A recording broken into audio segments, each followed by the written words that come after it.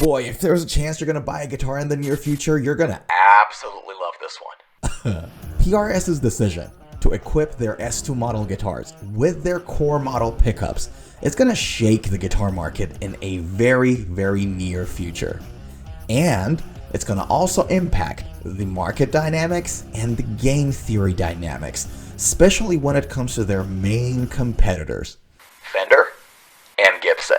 Now, for those who don't know, PRS Guitars is a prestige guitar brand. PRS has three main cohorts of guitars, right? There are more, but just to sort of like give you a quick short summary, there are three main cohorts.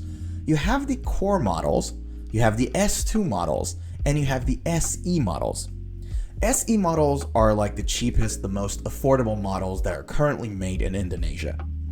The S2 models are the next tier.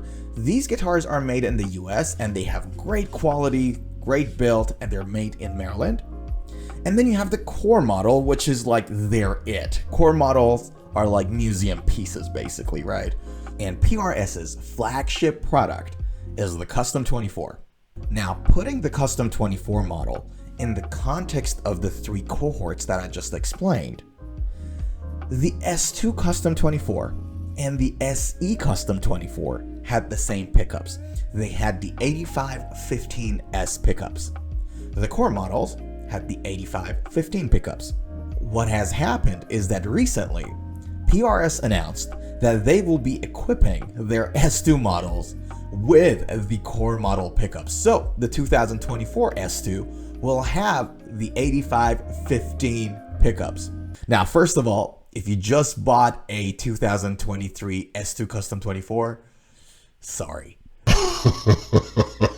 Now, there are a variety of reasons why this is significant, but to begin with, most of us know and agree that the type of wood that your solid body electric guitar is built with, aka tone wood, has a very minimal and little impact on the final sound of your electric guitar.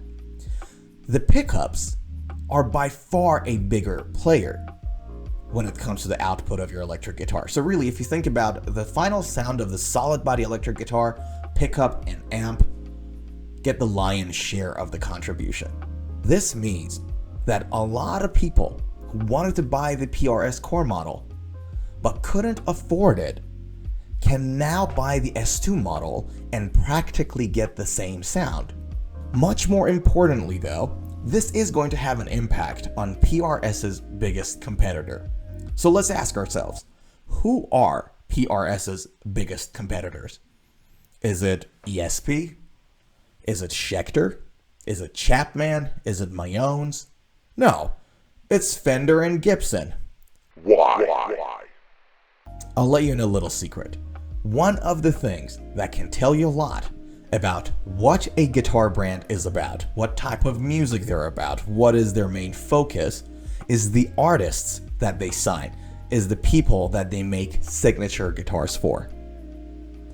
ESP, Schecter, and similar companies are mostly focused in the rock and metal world. If you look at the artist lineups, you see a clear trend. PRS, however, is more focused on players with rock, pop, jazz, blues, country, that kind of focus. Now, does it mean that there are no metal players in the PRS lineup? Of course not. Dusty Waring has a signature guitar. Mark Holcomb has a signature guitar, which I have two of them at home, right? So no, obviously there are artists there that fall out of that trend. But if you look at the trend, if you look at the majority, PRS's focus is mostly on jazz players, blues players, pop players, rock players, country players. They're in that world, mostly. And Fender and Gibson are also mostly there. And therefore, I think it's safe to say that Fender and Gibson are much bigger competitors to PRS than Schecter. At the beginning of this video, I used the word game theory. Why? Well, by bringing the core model pickups to S2, what PRS has done is that they're significantly improved their mid-range guitars. And this is in a market where the main competitors, namely Fender and Gibson, are notorious for lack of innovation these days. So if Fender and Gibson are serious about not losing any clients in that mid-range guitar world, they're gonna have to do something. Fender actually suffered another jab from PRS not that long ago when PRS brought their NF53, basically a Telecaster model, out. And that's why this announcement is important.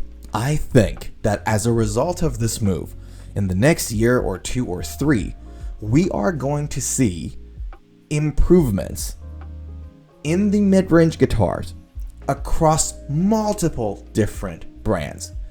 These guys, Fender, Gibson, and other players, are now forced to improve and lift their game up when it comes to their mid-range guitars.